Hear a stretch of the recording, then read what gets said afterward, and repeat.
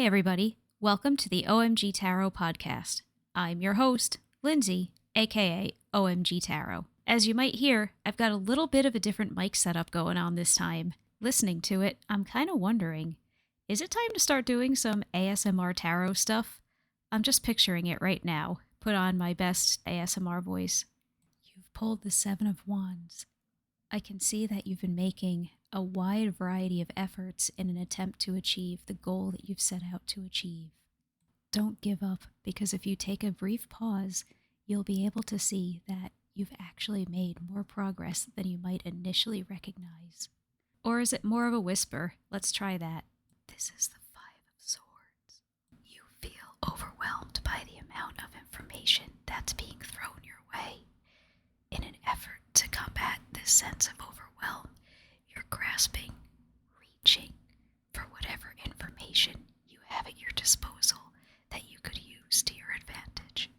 Alright, maybe the world isn't ready for OMG ASMR. I recently had someone ask for a part 2 about the Minor Arcana, and I said sure, so that's what we're going to do today. Last time, we talked a bit about the relationship between the Minor and the Major Arcanas in your tarot deck. If you missed the first episode, go back and give it a listen. It's really where we cover a lot of bases about the Minor Arcana and get into some of the textbook framework kind of interpretations for them. We also talked about that very textbook framework set definitions way of interpreting, and how does that fit with your intuition as a reader? Should one supersede the other? Or how do we mesh them together? Spoiler alert if you didn't listen, they're both at play here. So I don't want to rehash everything that we covered over in that episode because you came here for fresh information. We talked about how the Minor Arcana can sometimes be seen as nested within the majors. So let's say you do a pull, you get a major and some minors. A lot of times you might read that as the major is the big picture themes and the minors are the day-to-day details. We also talked about Marseille-style decks, which are decks that the Minor Arcana is not illustrated and they look like playing cards, and talked about the connection between the Minor Arcana and a deck of playing cards. In fact, if you missed the episode about reading playing cards, which came out about a year ago now, go back and listen to that one as well, because that's some key stuff for reading the minors. So, okay, what's left to talk about with the Minor Arcana? Today I thought that two really good topics to dive into with the Minor Arcana are Minor Arcana cards as real-life scenarios and mini versions of Major Arcana cards, because there are a lot of correspondences, let's call them, in the deck. So cards where you have a mini minor version and the major version that they have similar energy. And when I say similar, I really do mean similar. I don't mean exact, but similar in a way kind of like words that rhyme or things that remind you of each other. I think honing in on these similarities and the nuanced little differences between them is a really key skill to develop as a reader, because when you get familiar with these similar energies, seeing them together in your polls can add an extra layer of understanding.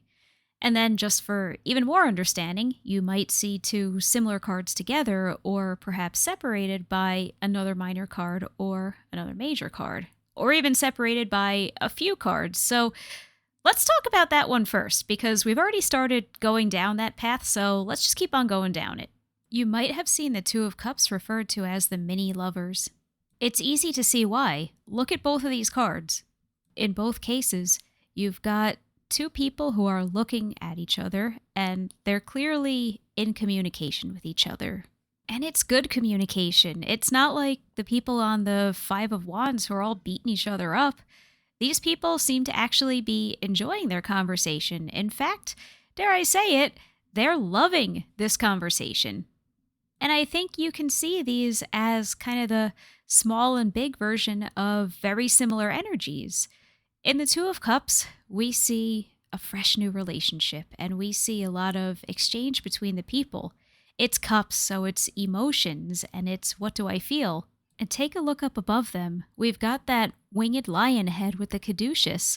There's some healing going on, and there's bravery and flight. This isn't just a casual conversation. This is a meet cute. And a meet cute is the first step in building a relationship that becomes one that we see depicted in the lovers. In the lovers, we see a long-standing, mature relationship. We see one that's been built by years of communication and both people bringing something unique to the table. We see what could be the eventual outcome of the Two of Cups. Not every Two of Cups moment is going to turn into a lovers, but every lovers began its life as the Two of Cups. And yes, I know the lovers isn't always about romantic relationships, that you could pull the lovers to depict a good friend, a sibling, even sometimes your relationship with something non-human, like your relationship with your career or with a certain community. We've talked about that at length on this podcast. I think it's also important to point out that our Two of Cups isn't always romantic either. It, too, could be just that, those first sparks of meeting and attraction. I think that that's an important point to put on it, is that it's those first sparks of attraction. You're not just having a conversation or meeting somebody. You're finding just a lot of that magnetism with them. And it could be totally platonic magnetism, but you're finding the parts of them that really excite your senses and that make you want to continue engaging with them. What is it about spending time with them that makes you feel so good that you just want more and more of it? And that as you continue to spend time with them and really enter their world and allow them into yours, you're building the foundations that become the lovers. You're planting those first seeds and putting down those first roots that will eventually become those trees that are behind our people on the lovers. Comparing the Two of Cups and the lovers is pretty common in tarot circles, and you'll find plenty of discussions about it online.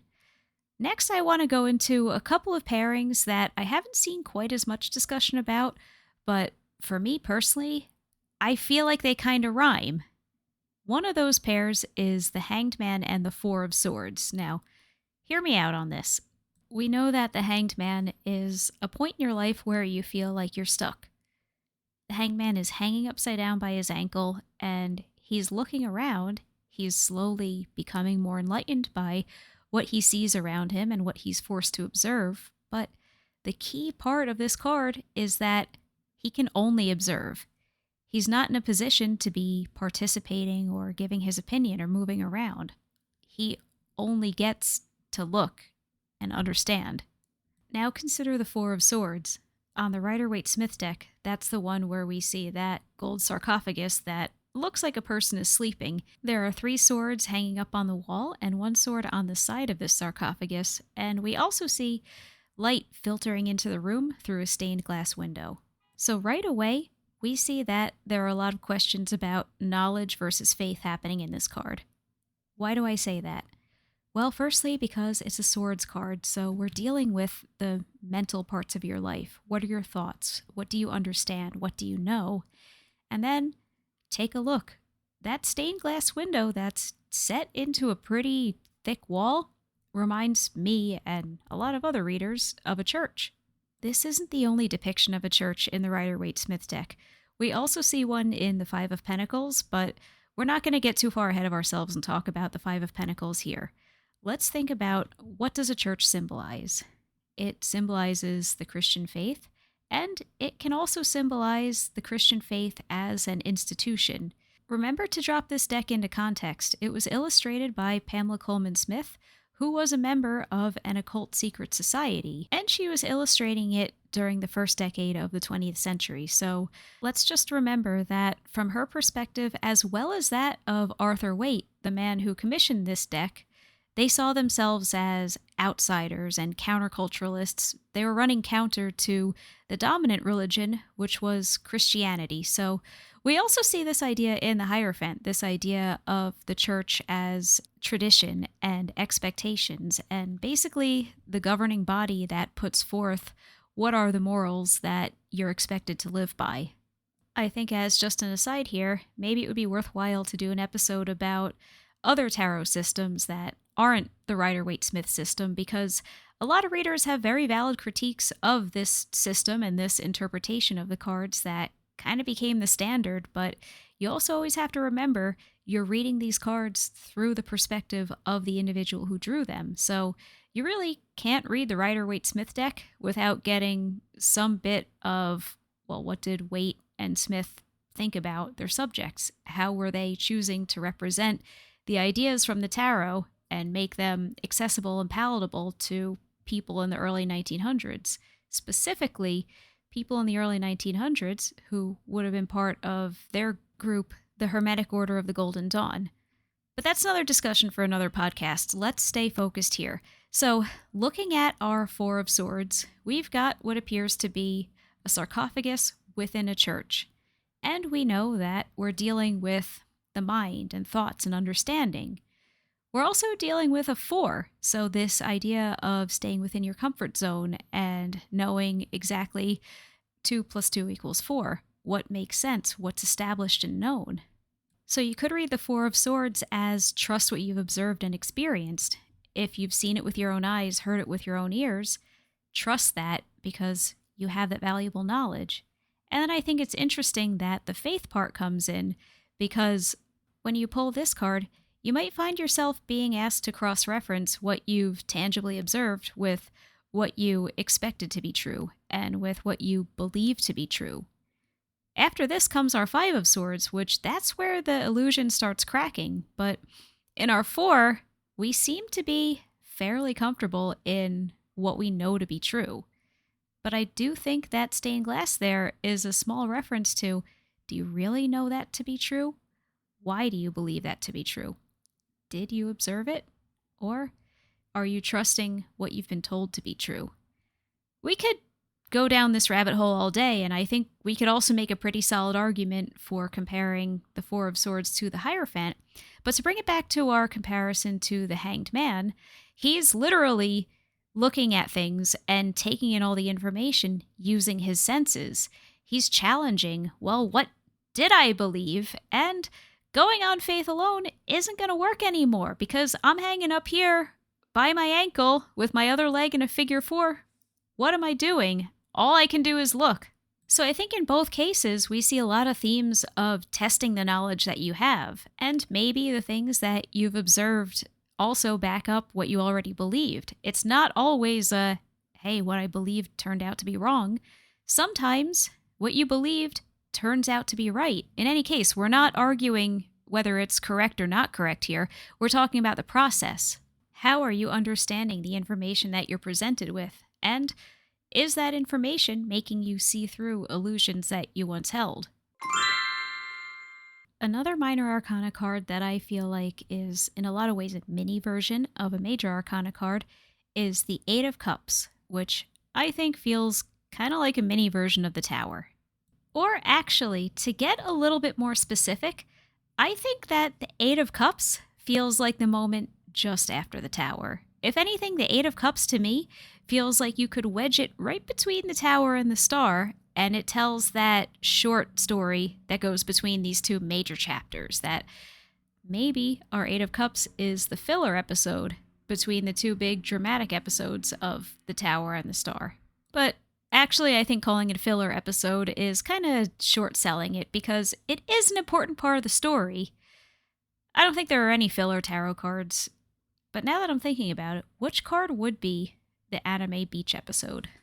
I'm going to have to ponder that one, and if anybody listening has any ideas, let me know. Sound off in the comments, DM me. If you could make any tarot card the equivalent of a beach episode, which in anime and some other forms of media, basically it's just kind of like a filler episode. It doesn't really fit into the overarching story arc, but it's just a silly, plotless, essentially really a filler episode. Tell me about that. What card would you put in that role? I want to hear your thoughts. But anyway, getting back to our Eight of Cups. So what do we got? Well, we've got a bunch of cups stacked up on each other and a mysterious little figure wearing a red hood climbing up a mountain. It's more of a cliff. And their back is to us, so we don't see their face, but the fact that they're wearing a red cloak really stands out because the rest of the card is in a lot of muted and cool tones. So to see this composition where we see our eye is immediately drawn to this figure that's wearing red. They're climbing up the cliff on not the cliff face side, but the other way, the way that makes sense. And they're climbing up toward a moon.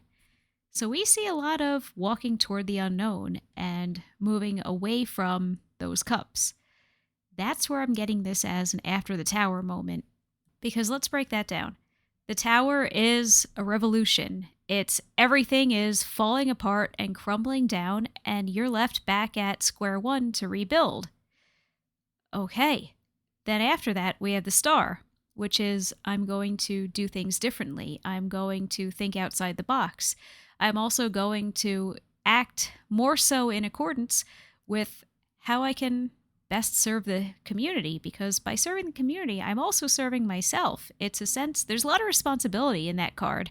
And let's not forget, that's the Aquarius card, and Aquarius is ruled by Saturn. They're more responsible than you want to give them credit for. So we see these two plot points. Let's bring it back to our Eight of Cups, where we see the person walking up, doing the hard things, walking toward the unknown and away from everything that they've felt previously, because it is a cup. So it's emotions. I read this card as recognizing all of the emotional situations that have shaped you and put you really to the spot that you are in right now, and then choosing to walk away and make a clean break. You're not denying the past, you're not rewriting history, you're just acknowledging, okay, those were previous chapters, and now I'm starting the next chapter. And I think that in a lot of ways, this feels like what happens when you have a tower moment. The tower comes crashing down, regardless of whether you wanted it to or not. Maybe you actually really welcomed the tower moment, and maybe you didn't. But whether you wanted it or not, the tower is disrupting everything that you thought was normal and just your day to day. The tower just upends the whole thing. And then what else can you do? You're not going to pretend that the tower moment didn't happen. Yes, you do have to rebuild and move on, but you also rebuild and move on with that knowledge that you're here because you had a tower moment. I think you could also make a pretty compelling argument to say that the Eight of Cups has a lot of similarities to the World. When we look at the World card, we know that a cycle is over and you're starting fresh, you're moving into the next one. But that cycle taught you critical lessons. What on earth was the Fool doing as he moved his way through all of those 21 Major Arcana cards? He was learning lessons. So maybe a good comparison would be the Eight of Cups kind of feels like a mini version of the World, but I'm still saying I think I can slide it between the Tower and the Star.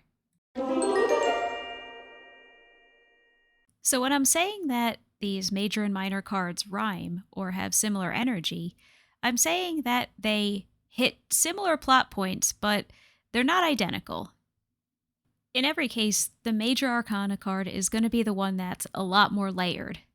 The Minor Arcana card is going to be the one that's more straightforward, and I want to just emphasize that just because they're more simple and more straightforward doesn't mean they're any less valuable in your reading, which I don't think anyone listening actually thought that was the case, but I just want to emphasize that sometimes you need something very focused and very straightforward, and that if you were to pull a Major Arcana card for the answer that you ended up getting the minor for, that major card might be too layered and too complex for the information that you actually need at the moment. That's the beauty of how both arcanas work together.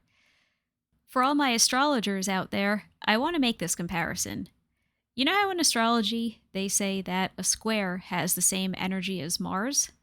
Which, for those who aren't that clued into astrology, basically Mars is the planet of exertion and projection, and it can also be a planet of overcoming. It's the war planet, it's the bellicose planet. It's the one that's like, I see what I want, I'm gonna go after it. It's the ruling planet of both Aries and Scorpio. A square is similar. A square is two energies that are causing some tension with each other and propelling the energy forward because of that tension. It's like we've got two different chemicals, we put them together and they cause an explosion. That doesn't mean that Mars energy is exactly the same energy as a square. It means that they're similar. They'll remind you of each other. It reminds me of a meme that I once saw that I felt it even though it was so illogical. It was a screenshot of a tweet, and it said, 5 times 5 equals 25 has the same energy as Friday. It's completely illogical, right? But to me, at least, it actually kind of made sense. And I was like, okay, I see where the person who tweeted this, I see where they're coming from. So what are some other minor and major cards that rhyme with each other like this? And for some added fun, what are some major and minor cards that are completely discordant with each other? I think in that latter category, I'm going to say the Two of Swords and Justice. Because the Two of Swords, she's blindfolded. And usually Justice is supposed to be blindfolded, right? But in Justice, no, that figure is not blindfolded. That figure has to have their eyes open so that way they can see what on earth they're judging. And they have a lot of nuance to consider. They've got those scales of justice in the left hand and the sword in the right hand. They're ready to consider, weigh it out, and take action. Versus over in the Two of Swords, she's only got swords. She can only act. She also is very separated from all the water behind her. No emotion, no feelings. All she can do is act. She doesn't even know how she feels about this. She can't see it either. She's going with that gut that I gotta trust what I think. I gotta trust what's already in my head. Two of Swords does not have the luxuries that Justice has. I also think that the Eight of Wands has some similarities with the Emperor. In both cases, it's I'm firing what I've got. I'm going after what it is I've decided I'm going to make my own. But the Emperor is a lot more calculated. He's motivated, he's driven, but remember, he got here because he planned it out. He's also strategic. He's Aries, so he's Mars energy. So I guess you could say Mars has the same energy as a square, and they also have the same energy as the Emperor. There are a bunch more cards in the deck that are going to feel like mini versions of Major Arcana cards. We could spend a whole episode going through them, but I actually want to challenge you to find some of these connections for yourself. You might come up with very different answers than I would come up with. We might give each other something to think about. So take a look through. See if you can find some Minor Arcana cards that give a similar energy to certain major cards. The other topic that I wanted to talk about today was Minor Arcana cards as real-life scenarios. A while back I did an episode of Major Arcana cards as real-life scenarios, and we talked about things like the Chariot being indicative of moving, or how the Empress could show up to say, call your mom. The Minor Arcana works the same way. These cards show up as literal scenarios in people's lives, so let's take a look at a few of them. The Six of Wands can often be getting a promotion. It's people have noticed all the hard work that you've put in, and they've noticed your achievements. Be proud, stand tall. You've got an audience. When it's not a promotion, it could be another type of achievement. So it could be something like making MVP on your sports team, or possibly getting recognized as an up-and-coming person in your industry. This is recognition and validation. The Ten of Pentacles could be retirement. It's you've reached the point of having everything that you need materially, and now you get to just enjoy the fruits of your labor. They've all paid off for you. There's also, because it's a 10, there's a sense of this being a very terminal card, which is why I would read our 10 of Pentacles as being about retirement, but not really something like our 7 of Pentacles or our 9 of Pentacles, both of which have kind of similar themes of getting to enjoy what you've worked for. But those two, we can put those into a couple different scenarios. I really think that I would read the 10 of Pentacles as the retirement card. That doesn't mean that every time it comes up, it's always about retirement, but I do think it points to themes that often come along with retirement, like you've reached the point where you don't need to be here anymore, and you're at a stage where you have what you need. You're materially supported. You've got that safety net that's going to catch you, so bask in it. Enjoy what you've built. In fact, I mentioned the 7 and 9 of Pentacles, so let's talk about a couple of real-life scenarios that those guys could be. And also by don't need to be here anymore in our Ten of Pentacles, I mean don't need to be at your job anymore, not don't need to be here anymore. I played it back and realized, anyway, our Seven of Pentacles, that is you reap what you sow. That's I get to take a profit from what I've invested in. So I would say a couple of real life scenarios that our Seven of Pentacles can symbolize are taking some money out of your brokerage account. You've been saving, investing, and now you want to buy a new car. Instead of financing it, you've been accumulating that money. Take it. It's your money. Use it. Liquidate it. Or it could be getting a job offer from somebody that you met through a referral.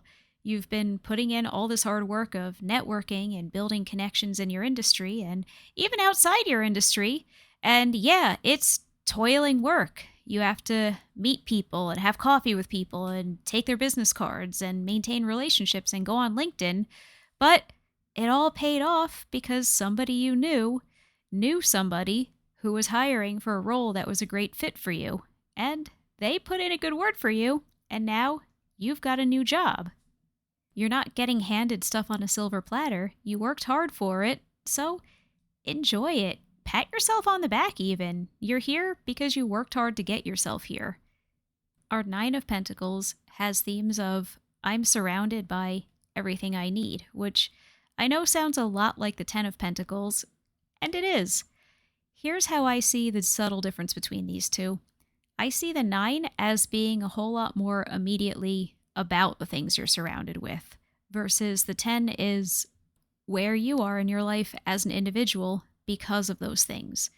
So some real life scenarios that you might see as a 9 of Pentacles are I get to take a 6-month sabbatical because I have enough savings to float myself through it, or I'm able to take my family on vacation because I have the means to do that. It's you don't have to work hard anymore for what it is you have. And maybe you worked very hard to accumulate it, but this one typically comes up as a reminder of, yes, you have what you need to make stuff happen. You're on very solid ground here.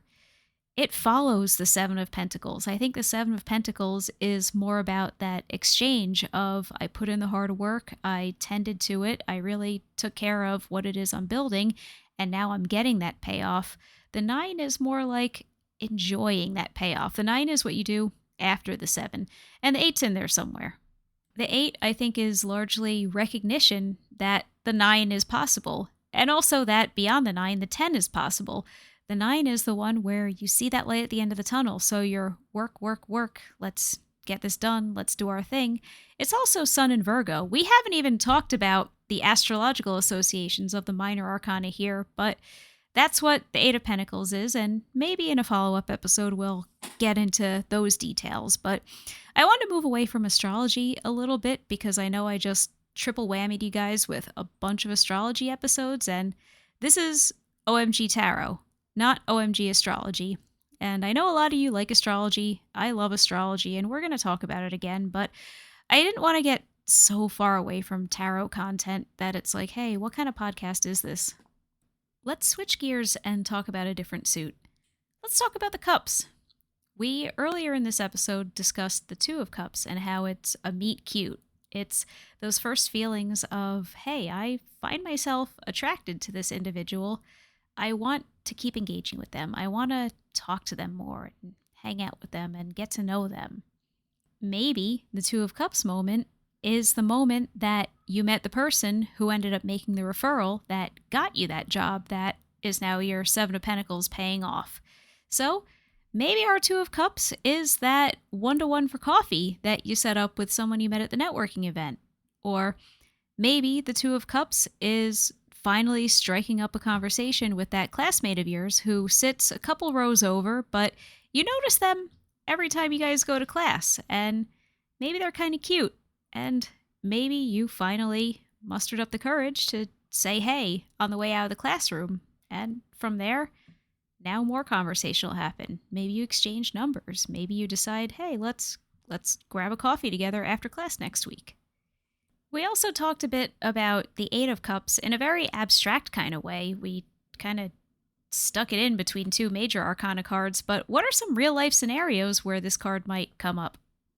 Maybe choosing to get sober. Or maybe it doesn't always have to follow a challenging or a traumatic event. It doesn't inherently follow the Tower. I just think there are some crossovers between it. Maybe it's moving out of your hometown. Certainly those memories and those experiences you had shaped you and in a lot of ways impacted you, but now it's time for the new chapter. You don't know what this next chapter is going to bring you, and that's why you're doing it. That's why you're turning your back on all those cups and walking toward that moon. You've probably heard me talk about the Five of Wands before, and if you haven't, that's what we're going to talk about now. I call this the Facebook comment section card, although in more recent years I've just been calling it the social media card because it can apply to Instagram, TikTok, YouTube, any of those. In any case, it is everybody's got an ego. They want to say their piece, they want to run their mouth, but ultimately, is it really going to mean anything? I don't think so, but if you've ever been on Facebook and looked in comments under literally anything, any silly thing, everybody is arguing as if their life or death depends on them getting the last word in. Maybe I could call this the Reddit card too, because I see that kind of behavior over there. But in any case, that's a real life scenario that the Five of Wands can show up as. It's just these little bickery arguments that really ultimately are just about saying your piece and trying to be right. Even if the other person has a very logical argument, you're arguing just to argue. I guess that's a real life scenario that can happen online or offline. This is the card of when you're just in this circular argument where what you really just see is egos crashing into each other like bumper cars. I also tend to call the Ten of Cups the happy family card, and I wonder if you could see the Ten of Cups as kind of the parent's perspective on the child leaving their hometown in the Eight of Cups. It's bittersweet, for sure, but knowing that your adult child is now launching into the next chapter of their life and going to start providing for themselves and that they're capable of doing this, there's a lot of pride there. There's a lot of this person is capable and competent largely because of the things that I did for them and the ways that I have and will continue to support them. The Ten of Cups is the card of we all have our emotional cup filled. Everybody has what they need. We're satisfied. We're secure and stable. Perhaps the Ten of Cups is how a parent feels on their child's graduation day. And in fact, maybe while we're over here in the cups, maybe our Five of Cups is what happens after the Five of Wands. You watch people just battle it out on Facebook over the dumbest stuff, and then you're just left wondering, why did I care? Why on earth did I put so much emotional energy into that? I don't think I even did care. I just, the algorithm got me all riled up. Maybe there's also some disappointment in seeing someone who you otherwise respected get sucked into that nonsense, and you're just kind of getting the ick over there in the Five of Cups. And then just to round it out, let's do a Swords card or two. The Nine of Swords is when you're just inundated with a million thoughts. It can often indicate anxiety, but let's make it more concrete. The Nine of Swords could be a situation where you've got a lot of different people's opinions. Maybe you're caught between friend drama and you're not sure who to believe. And not only are you not sure who to believe, but you're also finding yourself having to look and really carefully consider, maybe I feel more loyal to one person or another, and maybe that person, my perspective of them is colored by that sense of loyalty and liking them, not so much about whether they're objectively right. I see some cognitive dissonance happening in this card, which can make you anxious. Fair. Anyone would have anxiety over that. Or maybe you have anxiety about something else. Maybe, you got that job offer from the person that you networked with, but you also got two other ones, and you're really not sure which one do I pick, but maybe that's a little more of a Three of Wands situation, because I just feel like having multiple job offers honestly sounds like a good problem to have versus the Nine of Swords. That person really does not seem like they're having a good day, do they? But what do I know? I suppose it could also definitely bring its own stressors when you're grappling with multiple job offers. I think the Eight of Swords could symbolize a situation where perhaps you know that you're being lied to, but you can't quite catch the liar in their lie. Or perhaps it's you know you're being gaslit, you know you're being manipulated, but once again, although you're well aware that you're not standing on solid ground, you also just can't exactly get the facts right organized in order. So you feel like you're stuck. You're well aware that something is not right, and ideally, you're going to do something about it, but you feel kind of stuck. You're kind of like, I know there's more information and more pieces to this puzzle, but I just don't quite have it. That's very Eight of Swords. So at least you know something's happening. Perhaps you know that your boss is manipulating you into doing something that is against your job duty or something like that. Or that your partner isn't exactly telling the truth. Oof, let's end this on a happy note.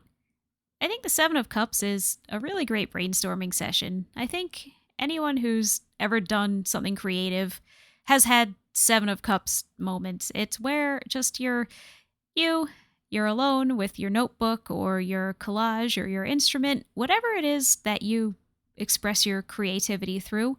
You're just in that flow state of brainstorming, exploring, riffing, sketching, whatever that looks like. You're just having a good time with it. I often find myself having Seven of Cups moments when I'm working on episodes of this podcast. So that's about it for today. Thanks for listening. I hope you enjoyed, and just like I mentioned earlier, this was a listener-submitted topic, so if you're listening, I hope you specifically enjoyed, because I think this was a really great suggestion, and I had a good time covering it.